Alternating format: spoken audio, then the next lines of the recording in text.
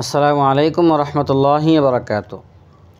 আজ যে গল্পটি বলবো এই গল্পটি আমার ওস্তাদের কাছ থেকে শুনেছিলাম যে পাঠান সম্প্রদায় বা পাঠান গোষ্ঠী তারা অনেক শক্তিশালী হতো, কিন্তু তাদের বুদ্ধি একটু কম ছিল।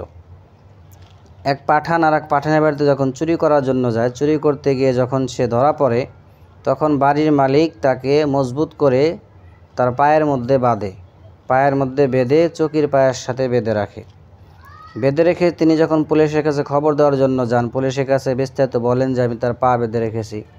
তখন পুলিশ তো অবাক হয়ে যায়, আপনি তার হাত খোলা রেখে পা বেঁধে রেখেছেন, সে তো হাত দিয়ে রশি খুলে চলে যাবে। তখন তার মাথায় বুদ্ধি আসলো, আসলে তো তাই, সে তো চলে যেতে পারে।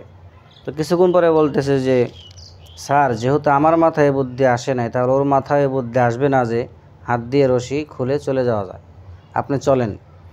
তো আসার পর দেখা গেলো ঠিকই সেই খুব মুচড়ামুচড়ি করতেছে, খোলার জন্য পা দিয়ে চেষ্টা করতেছে, কিন্তু হাত দিয়ে ইচ্ছে করলে খুলতে পারতো, কিন্তু এই বুদ্ধি তার মাথার মধ্যে আসে নাই।